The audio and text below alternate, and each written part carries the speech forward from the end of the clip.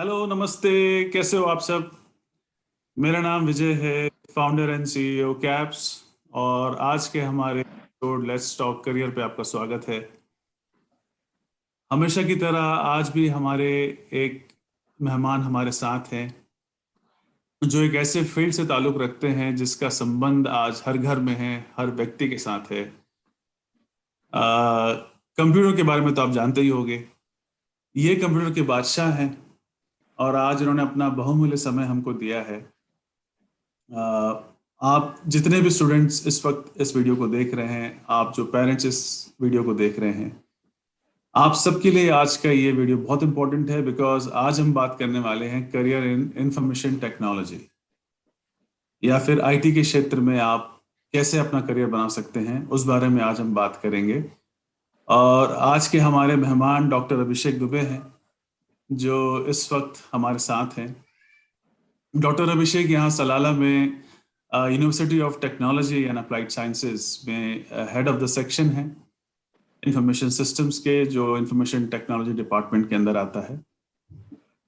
और इन्होंने अपना काफ़ी लंबा समय इस पर्टिकुलर फील्ड को दिया है और इनको मैं काफ़ी समय से जानता हूँ और इनके जीवन में किस प्रकार से ये आईटी पे आए और कैसे इनके जो उतार चढ़ाव रहे इस पर्टिकुलर फील्ड पे, और इस करियर सिलेक्शन के पीछे इनके क्या इंस्पिरेशन रही, वो सब आज हम इनसे जानेंगे। तो आप सब लोग इस पूरे वीडियो को एंड तक जरूर देखिएगा ताकि आपको पूरा पूरा फायदा मिल सके। और ज्यादा समय ना गवाते हुए अब हम अपने अपने मेहमान का स्वागत करते हैं। डॉक्टर साहब, आपका स्वागत है हमारे इस कार्यक्रम पे। और हमारे जो छोटे बच्चे, धन्यवाद धन्यवाद विजय भाई। जो हमारे छोटे बच्चे हैं भारतवर्ष में, डॉक्टर साहब, जैसे आमतौर पर जो 10वीं का बच्चा होता है, उसके दिमाग में जो सबसे पहला और सबसे खतरनाक जो प्रश्न होता है वो है कि मैं 11वीं में सब्जेक्ट क्या लूं। और आज भी हमारे जो अराउंड 95% पेरेंट्स या बच्चे होंगे, वो इस बात को लेके कंफ्यूज रहते हैं कि मुझे सब्जेक्ट क्या लेना चाहिए। जो अभी तक हमारे यहाँ ट्रेडिशनल तरीका चला आ रहा है कि भाई सब्जेक्ट सिलेक्शन करने के पहले या तो मैं एज अ पेरेंट अपने पड़ोसी को देखूंगा कि उसका बच्चा कहाँ पढ़ने गया, या फिर बच्चा देखेगा कि फिर उसका कोई पर्टिकुलर फ्रेंड किस सब्जेक्ट पे जा रहा है, तो उस चीज से वो इन्फ्लुएंस लेकर के वो इस पर्टिकुलर अपने करियर को डिसाइड करते हैं। तो आपके साथ क्या हुआ था? आप कैसे आईटी फील्ड पे आए, डॉक्टर साहब? हमारे दर्शकों को अगर आप बताना चाहेंगे अपने जीवन की उस पर्टिकुलर पार्ट को। जहाँ तक कि 10वीं में मेरे 10वीं के बाद जो हम लोग लेते हैं जी सब्जेक्ट सिलेक्शन होता है, जी। तो वो आइडिया मेरा एकदम क्लियर था। Hmm my point of view was clear, hmm. क्योंकि मेरे घर में मैंने अपने मामा जी को देखा था। जी मेरे मामा जी इंजीनियर थे, जी। तो एक माइंड में एक परसेप्शन बन गया था कि मुझे आगे चल के इसी फील्ड में जाना है, यानी इंजीनियरिंग में जाना है या उससे हम्म रिलेटेड फील्ड में जाना है। हम्म तो इसलिए क्या हुआ कि 10th के बाद मुझे मार्क्स भी ठीक थे 10th में, और मैथ लेने में कोई दुविधा की स्थिति नहीं थी कि मेरे सामने कोई ड्युअलिटी नहीं थी। जी। तो मैंने मैथ लिया। हाँ। और जहाँ तक कि कंप्यूटर साइंस में आने का प्रश्न है, तो कंप्यूटर साइंस में आपको जानकर बहुत आश्चर्य होगा कि मैंने कंप्यूटर फर्स्ट टाइम यूज़ किया, यानी फर्स्ट टाइम ऑफिशियली यूज़ किया, तो वो मैं मास्टर्स में किया हूँ। ओह, अच्छा। हाँ हाँ। तो एक्चुअल में आफ्टर 12th जो है वो इंजीनियरिंग में जो मैं चाहता था वो हो नहीं पाया। जी। तो फिर मैंने बीएससी ऑप्ट किया। मुझे आर्किटेक्ट मिला था, हाँ। बट आर्किटेक्ट में मैं जाना नहीं चाह रहा था, जी। और कुछ परिस्थितियां भी थी। तो फिर मैंने बैचलर ऑफ साइंस ऑप्ट किया। हम्म और बैचलर ऑफ साइंस ऑप्ट करने के बाद भी मेरा व्यू क्लियर नहीं था, क्योंकि जनरली क्या होता है कि आज के पेरेंट्स और उस समय के पेरेंट्स में अंतर आ गया है। हम्म उस समय के पेरेंट्स अगर मैं उनको तीन कैटेगरी में डिवाइड करूं, तो एक ऐसे पेरेंट्स होते थे जो बच्चे को प्रॉपर काउंसलिंग करते थे, एक्चुअल में वो काउंसलिंग को डिक्टेट करते थे कि आप ये करो। हम्म। एक पेरेंट्स ऐसे रहते थे जो बच्चे को फ्रीडम देते थे, लेकिन वो काउंसलिंग भी नहीं करते थे। जी। और एक पेरेंट्स ऐसे होते थे कि जो इग्नोरेंस में रहते थे, कि उनको बच्चा क्या हो रहा है क्या नहीं हो रहा है, तो क्या करना है उसके बारे में उनको आइडिया नहीं था। हम्म। हालांकि वही सेम कैटेगरीज आज भी हैं, हम्म। मोर और लेस। तो मुझे सेकंड कैटेगरी के पेरेंट्स मिले जिन्होंने मुझे फुल्ली फ्रीडम दिया कि आप अपना रास्ता चूज करें। बहुत सुंदर। तो हुआ क्या कि मुझे थोड़ा सा भटकना पड़ा। हम्म। मैंने पहले डिसाइड किया, जब मैं बीएससी फाइनल ईयर में था, तो दिमाग में आया कि अब आगे क्या। जी। क्योंकि मैंने बीएससी फाइनल ईयर कर लिया, छात्र जीवन में जो जिस कॉलेज से पढ़ा वहाँ पे छात्र राजनीति में भी शामिल हो गया, अच्छा। और उसका भी एक अच्छा अनुभव रहा। जी। तो जीतने का सौभाग्य मिला। बहुत सुंदर। तो ऐसे करके एक यानी वो आयाम को भी देखने का, निकट से देखने का मौका मिला जीवन के, जी। कि जब आप चुनाव लड़ते हैं और जीतते हैं तो उसमें जो आनंद आता है और जो लोगों का प्यार मिलता है, उसका एक छोटा सा ग्लिम्स मैंने देखा अपने छात्र राजनीति में, छात्र जीवन में। जी। फिर उसके बाद मेरे दिमाग में यक्ष प्रश्न जो आया कि अब आगे क्या। हम्म। तो मैंने स्टार्ट किया सर्च करना कि मुझे क्या करना चाहिए करके। हम्म। तो जैसा आपने बताया है कि फ्रेंड्स हो गए, और आप जो सीनियर्स हो गए, ऐसे लोगों के संपर्क में आप आते हैं, तो मैं अपने फ्रेंड्स के साथ बात करके कि क्या किया जाए, तो अ, मैं सीईटी का प्रिपेयर करने लगा। सीईटी, और जो उसके थ्रू, जैसे बॉम्बे में बहुत अच्छे अच्छे इंस्टीट्यूट्स हैं, जमनालाल बजाज, और यानी मैनेजमेंट साइट के लिए मैंने प्रिपेयर करना स्टार्ट कर दिया अपना। हम्म। एट द सेम टाइम क्या हुआ कि मुझे मौका मिला, मेरा एक मित्र है, उसने मुझे यानी बताया कि कराड़ करके जगह है पुणे से 100 किलोमीटर दूर। जी। तो वहाँ पे एक बहुत पुराना कॉलेज है, इंजीनियरिंग हम्म। कॉलेज। हम्म। वहाँ पे एमसीए होता है, और उसके लिए एडमिशन के लिए टेस्ट होता है। हालांकि यानी वहाँ पे क्राइटेरिया था पीजीडीसीए करना, और मैं उस समय पीजीडीसीए नहीं किया हुआ था। हम्म। लेकिन मैं गया एग्जाम देने के लिए, तब तक कि हम्म। मैं उस जो कंप्यूटर के एक्सपोजर के प्रति अनभिज्ञ था। हम्म। यानी मुझे उतना आइडिया नहीं था कि कंप्यूटर के फील्ड में क्या चल रहा है करके। हम्म। हम्म। जब मैं कराड़ गया, और जब मैंने वहाँ पे टेस्ट दिया, और फिर बाद में वहाँ पे जो प्रोफेसर थे उन्होंने मुझसे बोला कि आप पीजीडी से करें, क्योंकि वो वन ऑफ द क्राइटेरिया है यहाँ के एडमिशन का, हम्म। और नेक्स्ट ईयर आप ज्वाइन करें करके। तो वो इनकरेजिंग वर्ड था मेरे लिए बहुत। और फिर मुझे वहां जाने के बाद मुझे अनुभव हुआ कि मैनेजमेंट साइड जिस दिशा में मैं जा रहा था, उससे कहीं ज्यादा अच्छा जो है, वो फ्यूचर प्रोस्पेक्टिव जो है वो कंप्यूटर साइड है। हम्म। और जो मेरे लाइफ में भी है, यानी मैंने जब वहाँ पे थोड़ा बहुत भी जो यूज किया तो मुझे अच्छा लगा। जी। जी। तो जी। मैंने उसी क्षण डिसाइड किया कि नहीं, मैं कंप्यूटर्स के लिए मैं प्रयास करूंगा। तब तक कि मैंने सीईटी दे दिया था।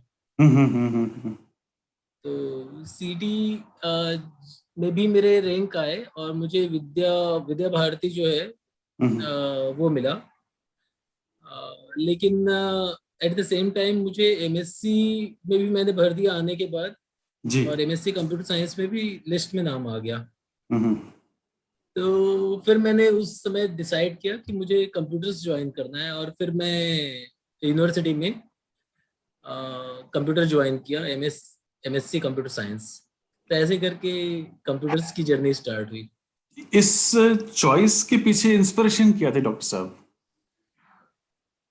अब वही जैसे मैंने आपको बताया ना कि हम लोगों को काउंसलिंग वैसा नहीं मिला है। हाँ। हाँ। तो हम लोगों के सामने हमेशा यानी एक प्रश्न था कि आगे क्या करना है, कैसे बढ़ना है आगे, कहाँ फ्यूचर है, तो ये हम्म। बताने वाला कोई नहीं था। जी। क्योंकि कंप्यूटर्स एक ऐसा फील्ड है जिसके बारे में आज भी जो पेरेंट्स हैं, चाहे वो कितने भी टेक्निकली साउंड हैं, they are also not able to explain their kids what exactly is going to happen in coming days, correct. in coming years, or in 5 years or 10 years, because it's a so dynamic field. But that time it was not that much dynamic, यानी इस उस समय इतना dynamic field यानी changes नहीं थे उस समय, कंप्यूटर स्टार्टिंग फेज में था जी। तो जब मैंने देखा वहां पे कुछ फ्रेंड्स मिले, पुणे में भी फ्रेंड्स मिले मुझे, मेरे फ्रेंड्स के फ्रेंड्स थे, तो दे were working in some company, जी। और मुझे उसके जो प्रोस्पेक्ट का, फ्यूचर प्रोस्पेक्ट का आइडिया लगा पुणे जाने से। हालांकि बहुत ज्यादा समय मैंने वहां नहीं बिताया, लेकिन उस छोटी सी जर्नी ने मेरा पॉइंट ऑफ व्यू चेंज कर दिया, या तो बोलो कि डेस्टिनी मुझे लेके गई कराड़। Very good. तो मुझे लगा कि अंदर से एक इंस्टिंक्ट आया कि नहीं, ये फील्ड मेरे लिए ज्यादा बेहतर है, बहुत बढ़िया। और फिर मैंने इसको ज्वाइन किया, एमएससी कंटिन्यू किया फिर यूनिवर्सिटी में। और इस तरीके से आप कंप्यूटर साइंस पे आ गए। मतलब ये बिल्कुल। ये तो बात ऐसी हुई सर कि आपकी डेस्टिनी आपको लेके गई जहां आपको पहुंचना था, और आप सिर्फ साथ देते चले गए अपनी डेस्टिनी के। और आप देखिए बिल्कुल। काम पे आप यहाँ आज इस वक्त सलाला में हैं। तो ये बहुत ध्यान देने वाली बात है बच्चों। आप यहाँ पे जो डॉक्टर साहब बता रहे हैं कि हर बार जीवन में हम जो निर्धारित करें जरूरी नहीं है वो हमें मिले। कई बार हमको हमारे भाग्य पे भरोसा करना पड़ता है। डॉक्टर साहब ने वही किया, अपने भाग्य पे भरोसा करके चले गए, और उनका भाग्य उनको उनके फील्ड से उनको जो है मिलाया, और एक अच्छी पोजीशन पे आज उनको यहाँ पे पहुंचा चुका है। So you have to believe in your destiny and also in your hard work. Both requires to achieve your goal in life. Doctor साहब यहाँ पे अब जैसे बच्चों को, अब उनके दिमाग में तो प्रश्न आते रहते हैं। अब नेक्स्ट प्रश्न वो ये जरूर सोचेंगे कि भाई कंप्यूटर साइंस एक बहुत बड़ा सब्जेक्ट है, कंप्यूटर फील्ड एक आईटी बहुत बड़ा फील्ड है, तो इसके लिए क्या स्पेसिफिक क्वालिफिकेशंस मुझे चाहिए ताकि मैं इस फील्ड पे एक्सेल कर सकूं, इस फील्ड में एंटर करने के लिए किन्हीं बेसिक क्वालिफिकेशन देखिए की आवश्यकता है? देखिए पहली चीज तो मैं थोड़ा सा एक कुछ पॉइंट्स में रखना चाहता हूँ आपके दर्शकों के लिए, जी। कि फर्स्ट थिंग क्या है कि आज का समय ऐसा आ गया है कि जहाँ पे आप किसी एक पर्टिकुलर फील्ड में, जैसे एक समय था 1980s 90s जो था, उस समय लोग आइदर इंजीनियरिंग साइड जाते थे या एमबीबीएस साइड आते थे, करेक्ट। ठीक है, और बच्चे लोग कॉमर्स में जाते थे और फिर आर्ट्स में, ऐसे करके बटे हुए थे। तो लेकिन आज का समय जो है वहां पे आप ये बैरियर हट गया कि इसमें कम प्रोस्पेक्ट है, इसमें ज्यादा प्रोस्पेक्ट है। हम्म। तो आज जो मुझे आपके इस चैनल के माध्यम से बच्चों के पेरेंट्स को मुझे जो बोलना है कि आज आप बच्चों को डिक्टेट करने की बजाय बच्चों को लाइफ स्किल दें, उनको जी। उत्साह से परिपूर्ण करें, उनको सीखने के लिए प्रेरित करें, उनको हम्म। मल्टी टैलेंट बनाएं, बहुत बढ़िया बात। हम्म। उनको उनको किसी चीज के लिए रिस्ट्रिक्ट ना करें। अगर बच्चा खेलना चाहता है तो आज खेल में इतना ब्राइट फ्यूचर है कि आप देखें कि आप इतने प्रकार के गेम्स हो रहे हैं और वहां पे बच्चे एक्सेल कर रहे हैं। जी। आप किसी भी फील्ड में जाएं, बच्चे को जो सबसे बड़ा प्रॉब्लम क्या हो रहा है अभी, जो 90s के बाद से अब मोस्टली जो बच्चे हैं वो यूनि फैमिली में रह रहे हैं, हम्म। जहाँ पे माता पिता और बच्चे रहते हैं। तो उसमें क्या प्रॉब्लम हो रहा है कि बच्चों को लाइफ स्किल जो है हम्म। वो, और एक एक सोसाइटी में, गेटेड सोसाइटी में रहते हैं, वहां हम्म। पे एक इक्वल यानी सेम क्लास के पब्लिक के बीच में रहते हैं, जी। जहाँ उनको बहुत सारी चीजों का ज्ञान ही नहीं हो पाता है। करेक्ट। जो हम लोग के समय में हम लोग को खेलते खेलते ही सीखने में आ गया, और बहुत सारी चीजें हम लोग यानी अब वो आज देखता हूँ मैं कि वो हमारे जीवन में बहुत उपयोगी है। हम्म। हम्म। आज आज मैं इस चीज को पाता हूँ कि जो बच्चा एक गेटेड सोसाइटी में पढ़ा लिखा है, उसको लाइफ स्किल और उसको बहुत सारी चीजों में बहुत कठिनाइयों का सामना करना पड़ता है, बिल्कुल सही। क्योंकि उसने एक रास्ता चुना है बस। हम्म। और वो भी उसके परिस्थितिगत नहीं बोलूंगा मैं, उसके बैकग्राउंड के आधार पर उसको रास्ता मिला और वो उसमें आगे बढ़ता गया। हम्म। ठीक है, वो बहुत अच्छा मैनेजर बन गया, he hmm. Will become a very good professional. But जैसे ही आप उसको उस प्लेटफॉर्म से या उस जगह से हटाकर एक ऐसे जगह ले जाएंगे जहाँ पे multi cultural, multi level of public is available, और वहाँ पे उसको मैनेज करना, उसको प्रॉपर तरीके से लोगों के साथ बिहेवियर करना, ट्रीट करना, ये उनको नहीं आता है। क्यों? क्योंकि हम्म। उन्होंने जीवन में कभी वो चीज़ देखा ही नहीं है। तो हम्म। इसीलिए मुझे लगता है कि आज जो बच्चों के लिए सबसे इम्पोर्टेंट है, पेरेंट्स को उनको डिक्टेट नहीं करना चाहिए, ये तो कभी नहीं करना चाहिए खैर। और दूसरा चीज क्या, बच्चों को एक मल्टी टैलेंट, जो उनके टैलेंट है उनके प्रति उनको यानी आप उनको प्रेरित करें, उनको आगे जी। बढ़ाएं। जी। जो भी सीखना है आप। अच्छा, एक चीज और है कि आज के पेरेंट्स में देखता हूँ कि बच्चों को प्रेरित करने की से ज्यादा क्या करते हैं कि वो उनको बोलते हैं कि अच्छा आप ये कर लो, यानी हम्म। मैं तो तुम्हारा एडमिशन करवा दिया, हम्म। तुम गीता सीख लो, तुम संस्कृत सीख लो, कि तुम चेस सीख लो, कि तुम कुछ और सीख लो। एक्चुअल में आप जब तक के बच्चे के साथ समय नहीं देंगे, हम्म। बच्चे को समय नहीं देंगे, बच्चे के साथ जैसे बच्चा गीता सीख जाए, आपकी इच्छा रहती है कि बच्चा प्रकांड पंडित बन जाए, हम्म। वो पूजा पाठ करने लग जाए, सब करने लग जाए, लेकिन आप आप नहीं करते हैं, तो बच्चा एक्चुअल में ऑब्जर्वर है। वो करेक्ट। आपकी बातों से ज्यादा वो आपके एक्ट को ऑब्जर्व कर रहा है। हम्म। हम्म। वहीं पे अगर आप बच्चे के साथ खेलते हैं, आप क्रिकेट खेलते हैं, आप चेस खेलते हैं, आप वॉलीबॉल खेलते हैं, आप बास्केटबॉल खेलते हैं, तो वो बच्चा आपको देख के बहुत सारी चीजों को सीख जाता है। इसलिए बच्चों को डिक्टेट करने से ज्यादा बच्चों के साथ समय देना आवश्यक है, और उनको प्रेरित करना, उनको उत्साह से परिपूर्ण रखना आवश्यक है आज के समय में। बहुत सुंदर बात बोली डॉक्टर साहब, बहुत बढ़िया। तो अ, एक आइडियल कैंडिडेट जैसा जो है, जो आईटी को उसने अगर अपना मान लीजिए फ्यूचर सोच, तो डेफिनेटली जो अभी प्रेजेंट एजुकेशन सिस्टम पे वो क्लास 12th के बाद उसको सब्जेक्ट अब लेना कॉलेज में, तो क्या इसके लिए जरूरी है कि वो 10th के बाद में साइंस पे ही जाए, या कॉमर्स के थ्रू भी आ सकता है, आर्ट्स के थ्रू भी आ सकता है आईटी पे?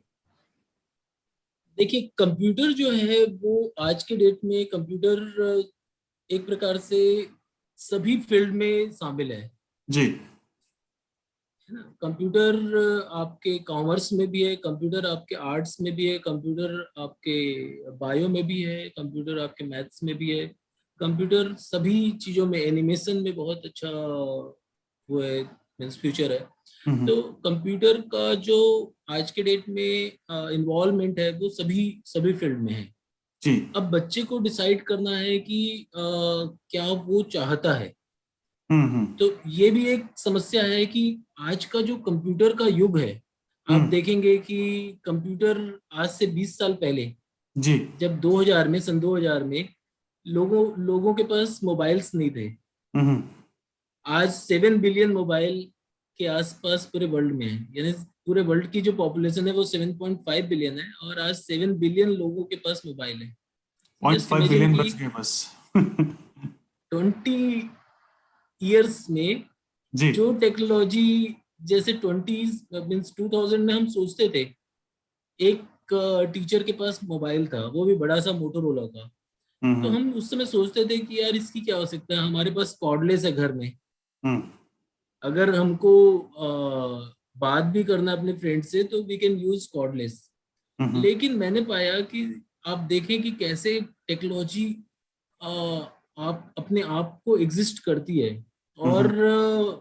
उसने पूरे के पूरे सिस्टम को चेंज कर दिया। हम्म। आज के डेट में जो टेलीफोन है वो गायब हो गई सीन से, हम्म। इवन कंप्यूटर्स को भी वो रिप्लेस कर दिया लगभग लगभग एक प्रकार से। आप देखें कि जो कंप्यूटर्स थे, डेस्कटॉप कंप्यूटर्स, अब वो सिर्फ ऑफिस में रह गए। जी जी जी जी जी। तो कंप्यूटर जो फील्ड है ये बहुत डायनेमिक फील्ड है। हम्म। आप आप देखें कि जैसे 2G 3G, अब 3G के बाद 4G आया 2010 में, अब 2020 में 5G आ चुका है। जी। तो हर बार जब भी वो आया तो उसने क्या किया, उसने अपना एक बहुत ज्यादा इम्पेक्ट पूरे सोसाइटी पे डाला। करेक्ट। जैसे एक एग्जांपल के लिए कि जब 2G था तो उस समय लोग सोचते थे कि इतने MB की फाइल कैसे डाउनलोड होगी, जी या ऑनलाइन ऐप में कनेक्ट कम्युनिकेट करने में प्रॉब्लम होगा। जी। लेकिन आज आप देखें कि आज 4G के आने के बाद most of the things are online. Hmm. जो पहले 1999 में हम सोचा करते थे कि ये सब चीजें ऑनलाइन हो जाए, हम ऑनलाइन कार्ट कार्ट में, जो शॉपिंग कार्ट में ऐड करते जाएं आइटम्स को और ऑर्डर करें, वो आज की डेट में आप देखें कि कितना कॉमन हो गया है। जी जी जी जी जी। तो इस तरीके से अगर आप देखेंगे तो कंप्यूटर फील्ड जो है वो बहुत डायनेमिक है। तो हम्म। कंप्यूटर फील्ड के लिए आप यानी ये हर फील्ड में, हर फील्ड को रिलेट करता है। तो बच्चे को, इसीलिए मैंने बोला कि बच्चे को हर फील्ड को देखना पड़ेगा कि उसकी लाइक और डिसलाइक क्या है, हम्म। उसको क्या अच्छा लग रहा है। जैसे 12th के बाद एक तो सबसे इम्पोर्टेंट चीज़ है कि 12th बहुत इंपॉर्टेंट ईयर होता है। हम्म। जो 11 12th होता है वो बच्चों के जीवन में फिर से दोबारा नहीं आता है, करेक्ट। और 12th का परसेंट जो है वो जीवन भर आपके यूज आएगा। हम्म। तो आप आपको डिसाइड करना है बच्चों की आप क्या चाहते हो। एक रहता है कि आप जो इसको यानी जीवन भर परीक्षा देना चाहते हो, कि आप एक बार परीक्षा देना चाहते हो और उसमें सफल होके फिर एक लेवल तक के पहुंच जाओ।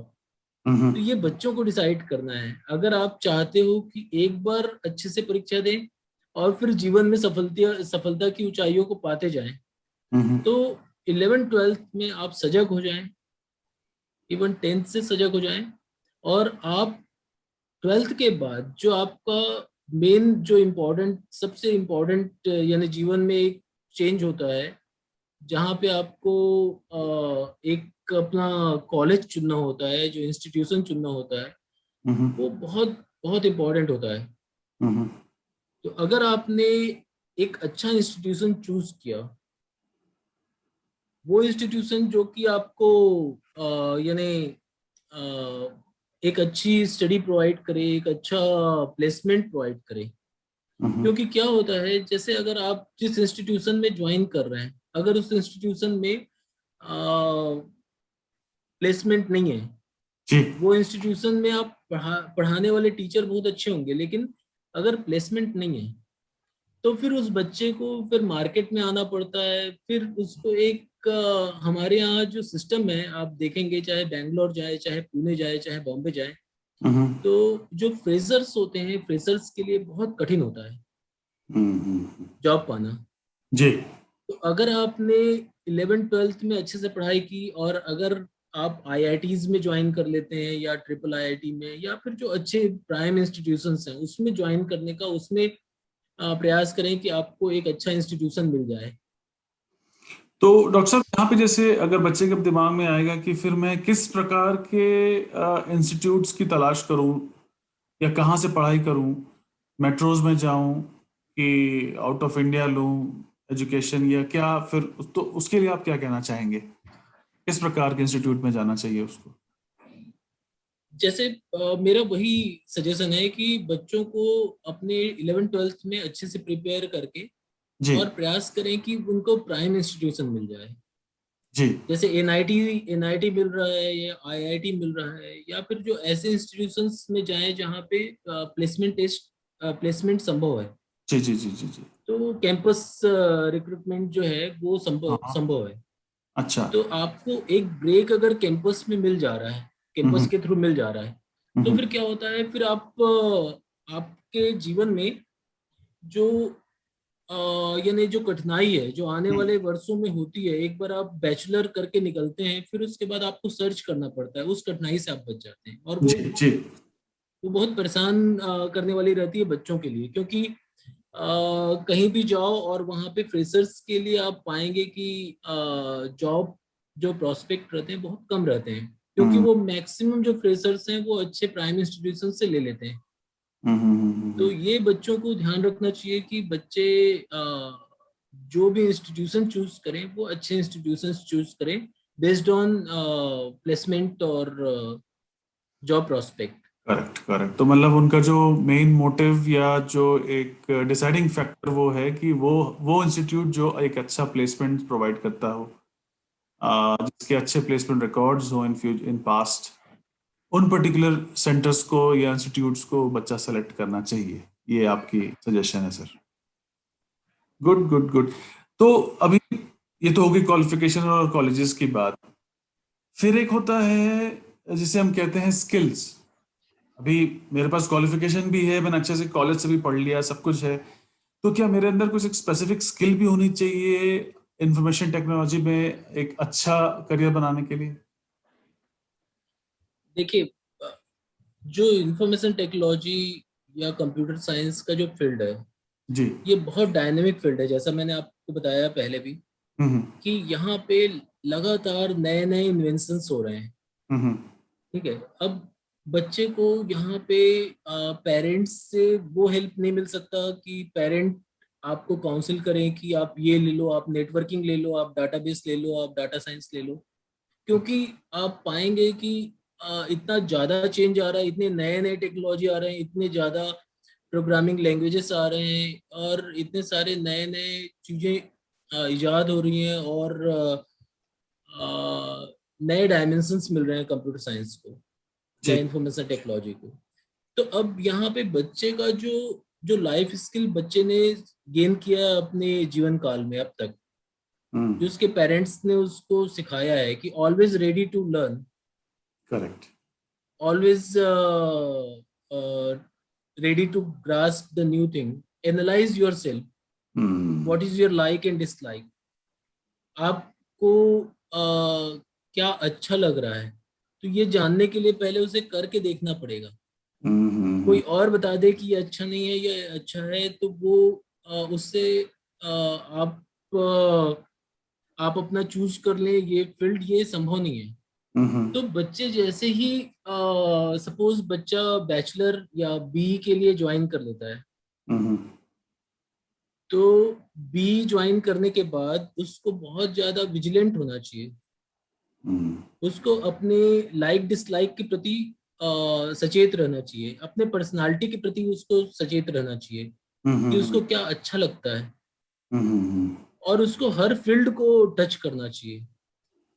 तो उसमें होता भी है हालांकि कंप्यूटर साइंस में, लेकिन अब यूनिवर्सिटीज इतने जल्दी चेंज नहीं कर सकती अपने करिकुलम को जी। जितना जल्दी आपका कंप्यूटर साइंस का फील्ड चेंज हो रहा है। हम्म। तो आप जिस चीज को सोचे नहीं रहते हैं, जैसे आज के समय में आप देखें कि आज के समय में आप जो क्लाउड कंप्यूटिंग है जी। या 5G है या फिर आप AI है, आर्टिफिशियल इंटेलिजेंस है, डाटा साइंस है, ये सभी जो ऐसे ऐसे फील्ड हैं जो आज से पहले 5 साल पहले लोगों ने नहीं सुना था, 5 से 10 साल पहले लोगों ने नहीं सुना था। तो इतना जल्दी फास्ट रोबोटिक्स है, तो जो कंप्यूटर साइंस में जो बहुत ड्रास्टिक चेंजेस हो रहे हैं, तो बहुत। उसमें जो बेसिक चीज क्या है कि कंप्यूटर साइंस का, अगर मैं बोलूं कि कंप्यूटर है तो कंप्यूटर को पहले हम डिवाइड करते थे हार्डवेयर और सॉफ्टवेयर में। जी। हम्म अब वो जो हार्डवेयर और सॉफ्टवेयर में हार्डवेयर साइड में रहता था आपका जो आपके सेमीकंडक्टर्स हो गए या रैम हो गए या आपका प्रोसेसर हो गया, ये सब मैन्युफैक्चरिंग और ये सब से रिलेटेड हो गया। ठीक है, अब सॉफ्टवेयर साइड में जाएं तो सॉफ्टवेयर साइड में सबसे पहले चीज आती है कि आपका प्रोग्रामिंग स्किल्स। हम्म तो ये प्रोग्रामिंग स्किल्स जो है ये तो मस्ट रहेगा, हम्म प्रोग्रामिंग प्रोग्रामिंग स्किल। और ये भी मैं आप लोगों को बताऊं कि एक प्रोग्राम अगर आपने अच्छे से सीख लिया, एक प्रोग्रामिंग लैंग्वेज अगर आपने अच्छे से सीख लिया, जैसे आपने सी अच्छे से सीख लिया, सी प्लस प्लस अच्छे से सीख लिया, या जावा अच्छे से सीख लिया। हालांकि अब तो सी पढ़ाते नहीं है, सी प्लस प्लस भी नहीं पढ़ा रहे हैं मोस्टली। कॉलेजेस में पाइथन हो गया और जावा, ये लैंग्वेजेस पढ़ा रहे हैं। तो आपने एक चूज कर लें, जैसे पाइथन आपने चूज कर लिया, और ये मान के चले कि ये जो जो चीजें हैं वो सरल ही हो रही हैं। जी। हम सबसे अच्छी चीज ये है कि अगर आपने एक लैंग्वेज अच्छे से चूज कर लिया और उसको बहुत अच्छे से पढ़ लिया, तो सभी के बिल्डिंग ब्लॉक्स एक ही हैं। अच्छा अच्छा अच्छा अच्छा। जो आपने एक लैंग्वेज का पढ़ा, उसमें भी डाटा टाइप्स होंगे, उसमें भी वेरिएबल्स होंगे, उसमें भी कंट्रोल स्ट्रक्चर होगा, उसमें भी लूप लॉजिक होगा, उसमें बस ये थोड़ा सा कॉन्सेप्ट में चेंज आएगा। जैसे ऑब्जेक्ट ओरिएंटेड प्रोग्रामिंग है तो उसमें object oriented programming based structure होगा। अगर सी है तो उसमें डिफरेंट स्ट्रक्चर होगा, सिक्वेंशियल स्ट्रक्चर होगा। तो वो चीजें आप अब तो आज का समय तो ऑब्जेक्ट ओरिएंटेड प्रोग्रामिंग का ही चल रहा है। मिडिल लेवल लैंग्वेज और सी का भी उपयोग करते हैं लोग आज के डेट में भी। सी जी इज जी जी। Still existing in the market. But जो ऑब्जेक्ट ओरिएंटेड प्रोग्रामिंग कॉन्सेप्ट, एक लैंग्वेज अगर आपने अच्छे से पढ़ लिया, तो उसके बाद क्या क्लास होता है, क्लास के अंदर कैसे मेथड डिफाइन करते हैं, कैसे आप एट्रीब्यूट्स डिफाइन करते हैं, कैसे एक्सेस करते हैं, क्या मॉडिफायर्स होते हैं, कैसे एक्सेस मॉडिफायर्स यूज करते हैं, और कैसे आप ग्लोबल वेरिएबल बनाते हैं, या फिर यानी ये इनहेरिटेंस कैसे यूज करते हैं। और ये सभी चीजें जो हैं, अगर आपने एक प्रोग्रामिंग लैंग्वेज अच्छे से सीख लिया, तो ये मान के चलिए कि आपको किसी भी प्रोग्रामिंग लैंग्वेज को सीखने में बहुत ज्यादा समय नहीं लगेगा। अब very easily you can learn any other language, जी जी बिकॉज जी। Most of the things are same. Hmm. सभी चीजें लगभग लगभग सेम रहती है, सिमिलर रहती है। कुछ आपका उसका सिंटेक्स चेंज हो जाएगा, कुछ तरीका चेंज हो जाएगा, तो ऐसा रहता है। तो जैसे कंप्यूटर्स, आपने प्रोग्रामिंग लैंग्वेज आपने एक सीख लिया अच्छे से, अब आप स्टार्ट करें। आप जैसे बोलते हैं ना, एक वर्ड स्केप्टिकल, यानी जी। आप अपने फील्ड के प्रति स्केप्टिकल रहें। आपको क्या चूज करना है, सस्पिशियस रहें। हाँ। जैसे नेटवर्क है तो नेटवर्किंग में क्या है, हम्म। नेटवर्किंग का आपको कोर्स तो पढ़ेंगे ही आप, बी में, बीटेक में, जी या जी बीसीए में, बीएससी कंप्यूटर साइंस में आप पढ़ेंगे। लेकिन आप उसके साथ साथ आप करके भी देखें। जी जी जो जी। नेटवर्किंग हो गया, फिर उसके बाद आप जैसे आर्टिफिशियल इंटेलिजेंस हो गया, आप डाटा साइंस हो गया, डाटा साइंस आरडीबीएमएस हो गया, रिलेशनल डाटाबेस मैनेजमेंट सिस्टम, ये हम्म कैसे काम करता है, डाटा साइंस क्या है, यानी आपको सब फील्ड को देखना पड़ेगा। हम्म। और साथ ही साथ आपको रेडी भी रहना पड़ेगा, क्योंकि अभी चेंजेस ऐसे हो रहे हैं। जैसे आप देखें कि आप एक तो मैंने एग्जांपल बताया मोबाइल का। अगर मैं बोलूं कि 10 साल पहले कोई बोलता था कि रोबोट्स, जब हम अवेंजर्स देखते थे या फिर ये सब मूवीज, जो फ्रिक्शनल मूवीज देखते थे, जी। तो लोग बोलते थे कि ये सिर्फ फ्रिक्शन है, ये it's not possible. Hmm but आज कोविड के समय में रोबोट्स के कितने यूज हो रहे हैं, आज मैन्युफैक्चरिंग सेक्टर में रोबोट्स कितना ज्यादा यूज हो रहा है। हम्म। आज यानी जो रोबोट के बारे में लोग सोचते नहीं थे, आज वो रोबोट लोगों की जगह ले रहा है। Correct correct. आ, आज ऐसे ऐसे रोबोट्स हैं जो यानी लोगों के साथ रहते हैं, पूरा केयर करते हैं, यानी तो ये मान के चलिए कि आने वाले समय में ये कोई अतिशयोक्ति नहीं होगी कि रोबोट्स जो हैं वो आप पाएंगे, बहुतायत में रोबोट्स पाएंगे अपने बीच में। बिल्कुल सही है। और आई थिंक इसी फंडे पे एक बॉलीवुड की मूवी बनी थी, विजन, आई बिलीव 2050 या समथिंग, जिसपे इन लोगों ने पूरी तरीके से ऐसे दिखाया था कि जो जो जो विश्व है वो पूरी तरीके से रोबोटिक हो गया और हर तरफ रोबोट्स हो गए। तो बहुत सी चीजें तो फिल्मों में वही होती है जो शायद तो रियल लाइफ में हो रही होती है या होने वाली होती है, जिसको वो विजन कर लेते हैं। तो बच्चों, यहाँ पे जो डॉक्टर साहब ने बात बताई है वो बहुत इंपॉर्टेंट दो तीन बातें हैं, जिसमें से सबसे इंपॉर्टेंट ये है कि इस फील्ड में एक्सेल करने के लिए आपके अंदर सबसे पहली क्वालिटी होनी चाहिए कि आप सीखने के लिए तत्पर रहो। मतलब लर्निंग के लिए आपके नाक कान खोले होने चाहिए। Second, adaptability means technology change हो रही है, डे बाय डे चेंज हो रही है, नया टेक्नोलॉजी आ रहा है, तो उसके लिए आप अडेप्टिव रहो। ये नहीं कि भाई मैं बस ये सीख लिया तो अब इसके आगे मैं चेंज नहीं होना चाहूंगा, तो फिर आप इस पर्टिकुलर फील्ड पे ज्यादा कुछ नहीं कर पाएंगे। डॉक्टर साहब, मैं अपना पर्सनल एक्सपीरियंस भी आपको बताना चाहूंगा। जब विंडोज 95 लॉन्च हुआ था, तो मैं काफी छोटा था उस वक्त। मैं भी हार्डवेयर और सॉफ्टवेयर वगैरह सब कुछ मैंने भी सीखा था, लेकिन अब धीरे से करियर में जब मैं एचआर और एडमिन बन गया और एचआर फील्ड में काफी आगे आ गए, तो कंप्यूटर पीछे रह गया। बट एक समय था जब हम लोग हार्डवेयर और सॉफ्टवेयर बहुत एक्सपोज थे, तो 95 98 ये सब जब लॉन्च हुआ था, वो सब देखते देखते देखते देखते आज विंडोज 2010 आ रहा है। बट अब अगर कोई व्यक्ति बोले कि नहीं भाई मैं तो ये बस जानता हूँ, इसके आगे मेरे को नहीं मालूम, तो फिर वो इंसान का कंप्यूटर फील्ड में कोई काम नहीं है। तो ये यहीं पे डॉक्टर साहब कहना चाह रहे हैं कि you should be ready for the changes. Changes होंगे, हर 6 महीने पे होंगे, and you should be ready for that to take up the new learning, and then you can excel. बहुत बढ़िया बात आपने यहाँ पे बताई डॉक्टर साहब। अब जैसे अब बच्चा समझ गया कि भाई हाँ, अब मैं इस पर्टिकुलर फील्ड पे आ गया हूँ, ये मेरे रिक्वायर्ड स्किल्स है और मैं इसमें अच्छा एक्सेल भी कर लूंगा। तो जो दो बहुत मटेरियलिस्टिक क्वेश्चंस हैं, या फिर मैं बोलूंगा कि बच्चों के पॉइंट ऑफ व्यू से बहुत इंपॉर्टेंट क्वेश्चंस हैं, वो है कि करियर अपॉर्चुनिटीज। अब आईटी एक बहुत वास्ट फील्ड है, एक बहुत बड़ा फील्ड है। इसमें कितने प्रकार के करियर अपॉर्चुनिटीज बच्चों को मिलते हैं, और आमतौर पे हर बच्चा करियर जब सोचता तो ये दिखता है कि नहीं भाई मैं इस करियर पे जाऊंगा क्योंकि उसमें ज्यादा अच्छे पैसे मिलते हैं। तो टाइप्स ऑफ करियर अपॉर्चुनिटीज और उसमें क्या क्या अर्निंग पोटेंशियल्स बच्चों को मिलते हैं, इसके बारे में थोड़ा सा बताएं सर। देखिए, जो जब आप कोई भी कोर्स करते हैं, जी। तो लास्ट सेमेस्टर में और इवन एक मिड के सेमेस्टर में भी आपको एक स्मॉल प्रोजेक्ट और एक मेजर प्रोजेक्ट करना होता है। हम्म। तो जो मेजर प्रोजेक्ट रहता है, वो मेजर प्रोजेक्ट आप बहुत अच्छी जगह से प्रयास करें कि आप ऐसे जगह से करें जहां से आपको सीखने का मौका मिले।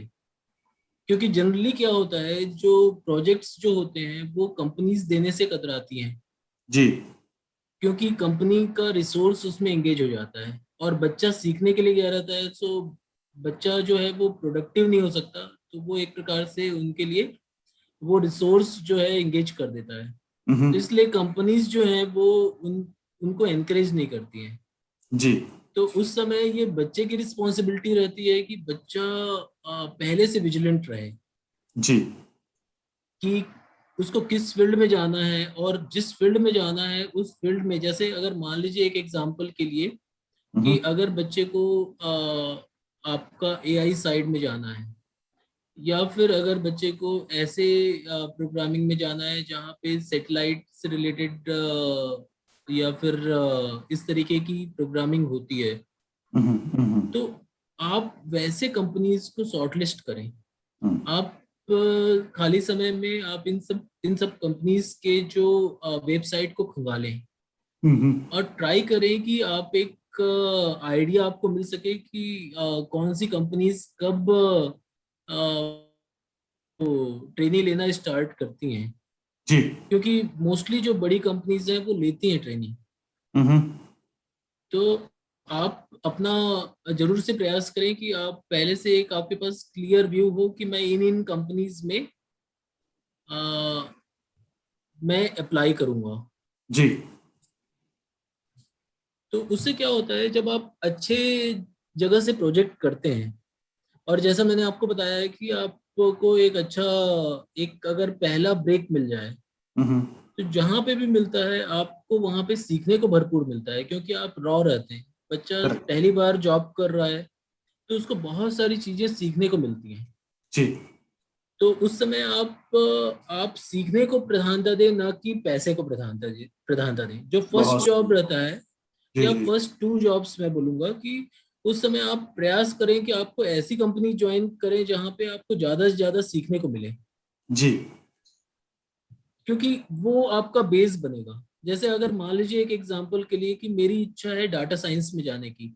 हम्म। अब मुझे एक दूसरी कंपनी में नेटवर्किंग साइड में मुझे मिल रहा है जॉब, या किसी और साइड में मुझे मिल रहा है जॉब, वहां पे पैसे ज्यादा दे रहे हैं, लेकिन मुझे मेरे लिए सबसे अच्छा क्या होगा कि मैं उस कंपनी को ज्वाइन करूं जहां पे मुझे डाटा साइंस में एक्सपोजर मिल रहा है, क्योंकि मेरी इच्छा है डाटा साइंस ज्वाइन करने की। जी जी जी जी। उससे क्या होगा कि मुझे शुरू में कम मिलेगा, हम्म कंपैरेटिवली अदर कंपनी मुझे उस समय कम मिलेगा, लेकिन जब 1 साल 2 साल के बाद मैं एक्सपीरियंस गेन कर लूंगा, हम्म और जब तीसरा चौथा साल आएगा तो ऑटोमेटिकली आप पाएंगे कि आपके पास जो ऑफर्स अच्छे अच्छे कंपनी से आने स्टार्ट हो जाएंगे। जी जी जी। और ओके। आप जिस चीज को पहले चाह रहे थे कि वैसा कोई ऑफर मिले, वो आपको मिलने स्टार्ट हो जाएंगे। और ये आपका घाटे का सौदा नहीं है, ये फायदे का सौदा ही रहेगा, बिल्कुल क्योंकि बिल्कुल आप बिल्कुल। अपने लाइक के फील्ड में रहेंगे। हम्म और साथ ही साथ आपको जो फाइनेंशियल गेन, जैसा आपने बताया कि फाइनेंशियल गेन जो है वो बहुत इंपॉर्टेंट एस्पेक्ट होता है लाइफ का, जी। तो 100। उसको भी आप नजरअंदाज नहीं कर सकते। लेकिन पहले 2 जॉब में या एक जॉब में आपको सीखने का प्रयास करना चाहिए, हम्म आपको अपना बेस बनाना चाहिए, आप वहां पे ज्यादा से ज्यादा मेहनत करें, रिस्पॉन्सिबिलिटी लेने से कतराए ना। हम्म जो भी आपको काम दे रहे हैं, जो आपके हम्म। सीनियर दे रहे हैं, तो लगता है कि शुरू में तकलीफ होती है, क्योंकि आदत नहीं होता है आपका, करेक्ट। पहली बार आप जॉब ज्वाइन कर रहे हैं, तो आपको ज्यादा से ज्यादा आपको सीखने का प्रयास करना चाहिए हम्म कि कैसे प्रोसेस हो रहा है, क्या प्रोसेस हो रहा है, क्या इवन आप सर्वर रूम के जो सर्वर एडमिनिस्ट्रेटर है उनसे भी सबसे बात करें, खाली समय में उनसे आइडिया लें कि कैसे क्या होता है। तो वो एक आपको एक्सपोजर देगा, एक अच्छा आपको बेस बनाएगा, फिर आने वाले जीवन भर आपको उसका फायदा मिलते रहेगा। बिल्कुल सही है। तो मतलब इन अ नटशेल आप ये कहना चाह रहे हैं कि चाहे वो कोई भी फील्ड हो, फॉर एग्जांपल बच्चा नेटवर्किंग ले या सॉफ्टवेयर पे जाए या प्रोग्रामिंग पे जाए या किसी पे भी जाए, एक हैंडसम अमाउंट ऑफ एक्सपीरियंस अगर जब तक वो गेन नहीं करता है तब तक अर्निंग पोजीशन को छोड़े, पहला एक्सपीरियंस बाद में अर्निंग तो ऑटोमेटिकली हो जाएगी।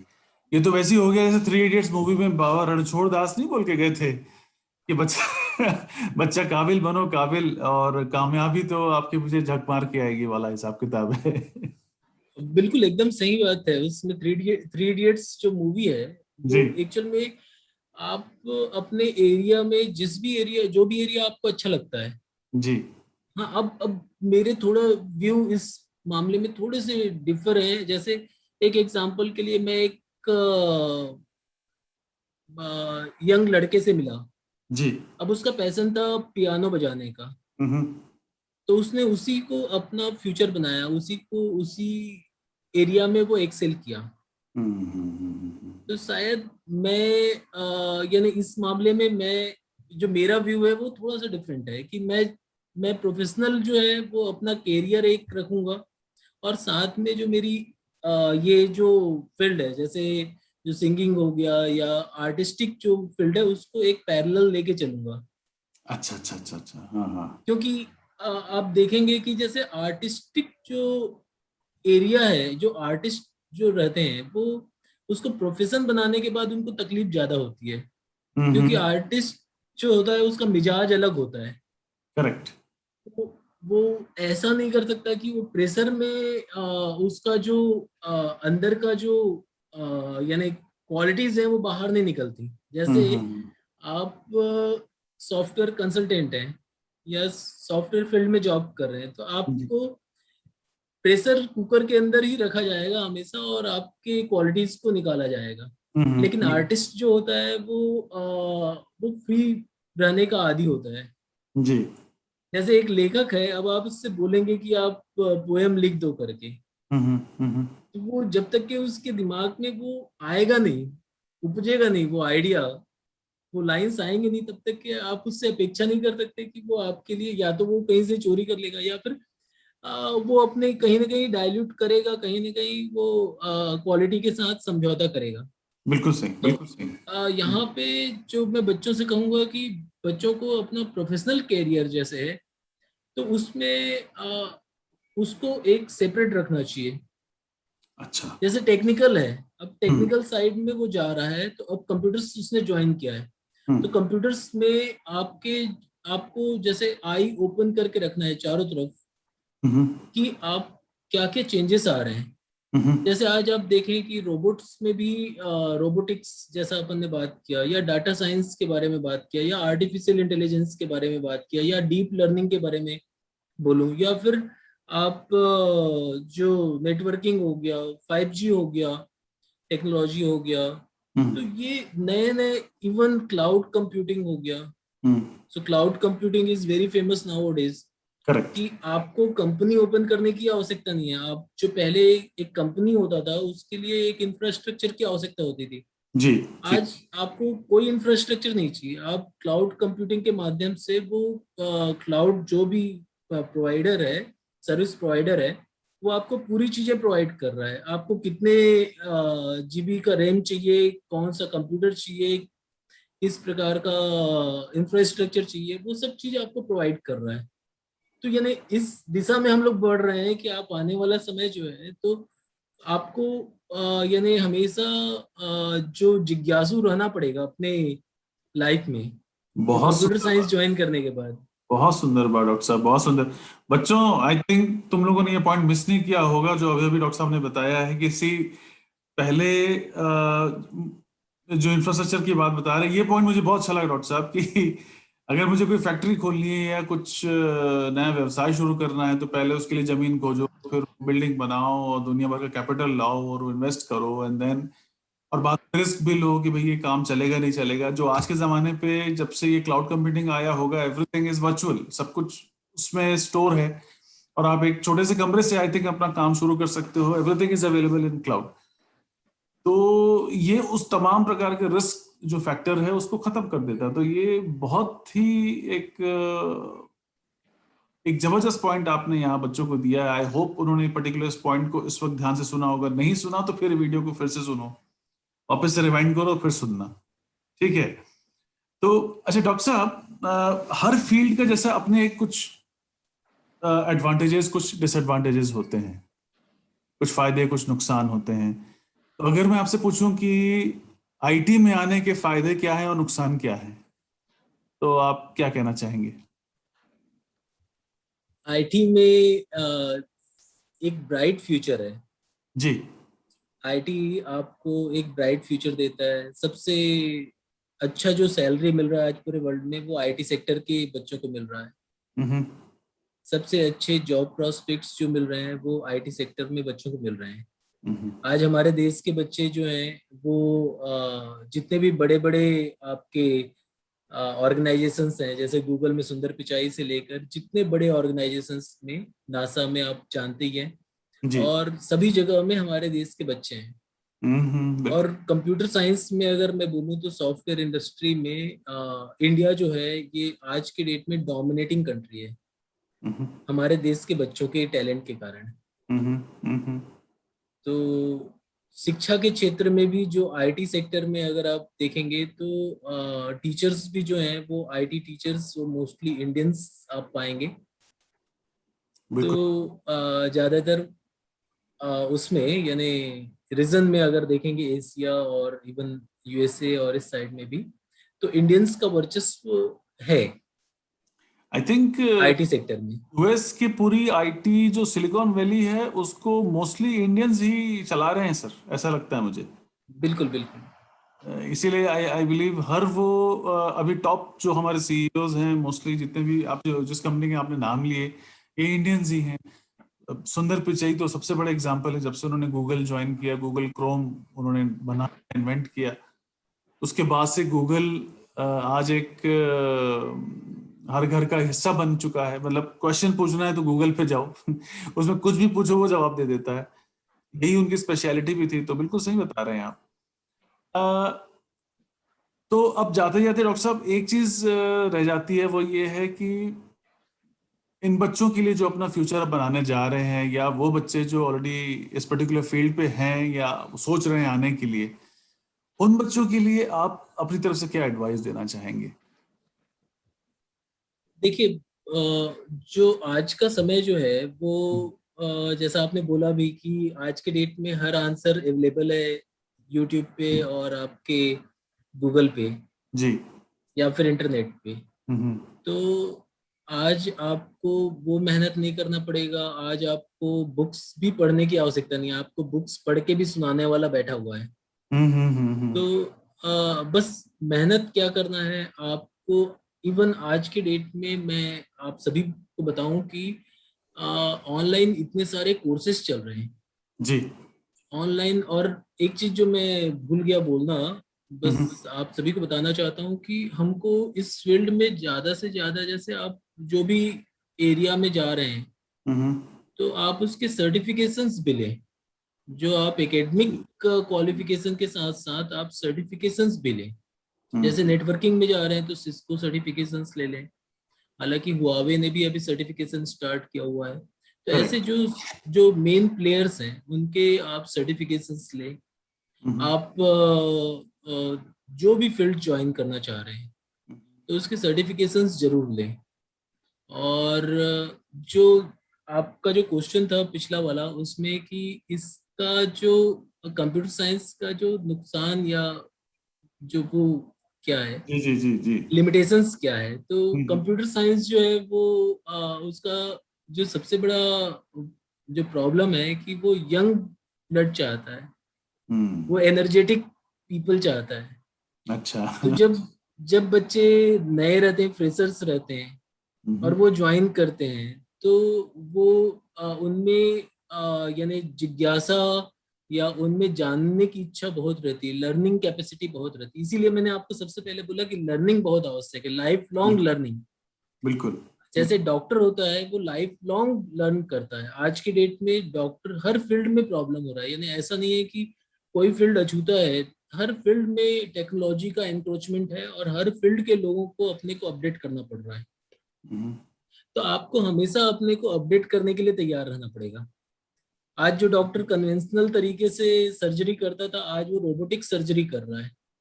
जी जी ठीक है। जी। तो ये जो चीजें हैं, आपको उन सब चीजों के लिए पहले से रेडी रहना पड़ेगा, यानी आपको मेंटली प्रिपेयर रहना पड़ेगा कि मैंने कंप्यूटर साइंस ज्वाइन किया है तो मुझे हमेशा सीखने के लिए तैयार रहना है।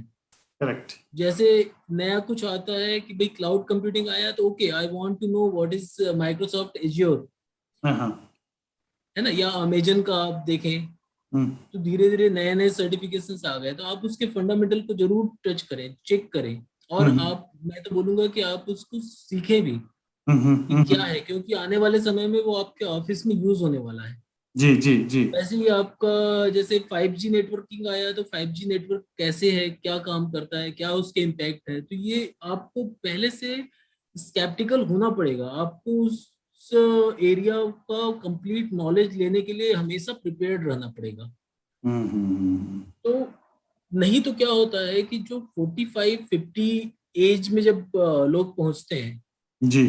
तो जैसे जैसे उनकी लर्निंग कैपेसिटी कम होती है, अगर वो हम्म पहले से प्रिपेयर्ड नहीं है और उनकी लर्निंग कैपेसिटी कम होने लगी, तो हम्म वैसे वैसे फिर कंपनी में उनका महत्व भी कम होते जाता है। क्योंकि कंपनी बेसिकली जो सॉफ्टवेयर कंपनी होती है वो तो आपके एनर्जी से चल रही है ना। वो जी। वो बच्चों की, वो जो अपने स्टाफ के जो क्रिएटिविटी से चल रही है। आप करेक्ट। देखिए कि हर पल उनको प्रोग्रामिंग में यानी प्रॉब्लम सॉल्व करना पड़ता है। Every day they are facing new problem, live problem they are facing. और उसके लिए उनको प्रिपेयर्ड रहना पड़ता है, उसका उस जो लॉजिक प्रॉब्लम है उसको सॉल्व भी करना पड़ता है। हम्म। और अगर वो लॉजिक आप नहीं सॉल्व कर पाते हैं तो आपको नींद भी नहीं आएगी। बिल्कुल सही यानी बिल्कुल अगर सही। आपने कोई, आप एक प्रॉब्लम में फंस गए और जी। वो प्रॉब्लम अगर आपसे नहीं बन रहा है, तो हम्म आप सो नहीं सकते। तो हम्म। इतना ज्यादा वो आपको इम्पैक्ट करता है। ये वैसे ही हो गया डॉक्टर साहब कि पिछले दिनों हमारे एक सेशन जिसमें हमने कॉमर्स के प्रोफेशनल के साथ बात कर रहे थे, और उन्होंने भी कुछ ऐसा एग्जांपल दिया था। उन्होंने कहा था कि जब बैलेंस शीट मिलाने जाओ और एंड में बैलेंस शीट ना मिले तो रात भर नींद नहीं आती है। बस बिल्कुल वैसे ही ये प्रोग्रामिंग लॉजिक है कि अगर वो कंपाइल नहीं हुआ तो फिर आपका दिमाग इसमें घूम जाएगा कि भाई ये क्यों नहीं हुआ, कहाँ हो गया, कहाँ गलती हो गई। बिल्कुल बिल्कुल। और दो प्रकार के काम होते हैं, एक तो सॉफ्टवेयर डेवलपमेंट का काम होगा और एक होगा मेंटेनेंस का, जी। जो मोस्टली कंपनीज में। हम्म तो जो मेंटेनेंस के काम में क्या होता है कि ये सिंपल काम भी है एज वेल एज ये डिफिकल्ट काम भी है। क्योंकि इसमें प्रोग्रामिंग कोई और किया रहता है, डेवलपमेंट कोई और किया है, और आपको उसको मेंटेन करना है, और suddenly you found some error, या हम्म, आपकी क्लाइंट ने उस एरर के बारे में आपको बताया, अब आपको उस एरर को सॉल्व करना है, जी। Which you have not developed. तो हम्म, आपको फिर उसके लिए पूरा प्रिपेयर्ड रहना पड़ता है। तो हम्म, यानी आपका लॉजिक इतना क्लियर होना चाहिए कि यहाँ पे प्रॉब्लम आ रहा है तो यहाँ पे समस्या होगी। जी। तो वो जो है आपकी ट्रबल शूटिंग पावर, आपकी लॉजिक, सब चीज काम आता है। तो ये ऐसा ऐसा फील्ड है जिसमें आपको जीवन भर सीखने के लिए आपको प्रिपेयर्ड रहना पड़ेगा। बहुत सुंदर। यही एक इसका बोलूंगा, या तो इसको बोलें आप पॉजिटिव साइड या निगेटिव साइड, कि अगर आज का समय भी ऐसा हो रहा है कि आदमी जो है वो एक प्रकार से रोबोट जैसा ही होते जा रहा है। करेक्ट। तो अगर आदमी को रोबोट से कॉम्पीट करना है अपने जीवन में तो ठीक है, वो वैसे आउटपुट तो नहीं दे सकता मशीन जैसे, जी, जी, जी, जी, जी। क्योंकि उसकी कैपेबिलिटी कहीं और है। हम्म, हम्म, हम्म, जो चीज आज आज भी मशीन में नहीं अवेलेबल है। हम्म, हालांकि उस दिशा में बहुत काम हो रहा है। आज हम्म, कंप्यूटर्स को इंटेलिजेंट बनाने की दिशा में, कंप्यूटर्स में इवन यू कांट बिलीव कि आज की डेट में इतने ज्यादा रिसर्च वर्क हो रहे हैं कि कंप्यूटर्स को कैसे ज्यादा से ज्यादा इंटेलिजेंट बनाया जाए। जो डीप लर्निंग का काम है, जो हम्म, आर्टिफिशियल इंटेलिजेंस का काम है, न्यूरल नेटवर्क है, जी, तो जी, ये जी। सब इसी दिशा में प्रयास है। तो हम्म। आप ये मत सोचें कि कंप्यूटर इंटेलिजेंट नहीं हो सकेगा। Computer is already intelligent right now and it is becoming more intelligent. More intelligent. तो आपको उसको यूज करने वाला बनना है। यानी क्या है, आपके पास कंप्यूटर है, हम्म, अब ये वैसे ही है कि कंप्यूटर है, अब कंप्यूटर को आपको ड्राइव करना है, कंप्यूटर को आपको चलाना है। तो हाँ, अगर हाँ, आपके पास मैं एक एग्जांपल भी देता हूँ अपने क्लास में, कि जैसे एक मेड है आपके घर में। अब मेड वो लैंग्वेज जानती है जो आप नहीं जानते हैं, हम्म, तो आपको वो लैंग्वेज सीखना पड़ेगा, हम्म, जिससे आप उस मेड को ऑर्डर दे सकें, इंस्ट्रक्ट कर सकें। सो वैसे ही कंप्यूटर है। तो कंप्यूटर को आप जब तक कि कंप्यूटर को सीखेंगे नहीं, कंप्यूटर के लैंग्वेज को नहीं सीखेंगे, कंप्यूटर को कैसे यूज करना नहीं सीखेंगे, जी। तब तक कि कंप्यूटर का प्रॉपर उपयोग नहीं कर सकेंगे। तो हमको उसके लिए ज्यादा प्रिपेयर रहना है। जिस जिस गति से कंप्यूटर डेवलप हो रहा है, उससे हम्म। ज्यादा ह्यूमन को डेवलप करने की आवश्यकता है। बहुत सुंदर, बहुत उम्दा एडवाइस है। और आई एम श्योर अभी जितनी सारी बातें आज हमने डॉक्टर साहब के साथ करी है ना, बच्चों आपको इंफॉर्मेशन टेक्नोलॉजी और उससे रिलेटेड सारे जो पैरामीटर्स हैं, जो फील्ड्स हैं, जो रिक्वायरमेंट्स हैं, जो नेसेसिटीज हैं, उसके बारे में आपको बहुत विस्तार से आज डॉक्टर साहब ने समझाया है। एंड आई होप आप और आपके पेरेंट्स, उनको एक व्यू मिलेगा, एक अंडरस्टैंडिंग मिलेगी कि ये फील्ड क्या है। और डॉक्टर साहब का चरित्र, इनका जो जो जीवन जो उतार चढ़ाव था, वो पूरा आज हमने देखा और समझा है।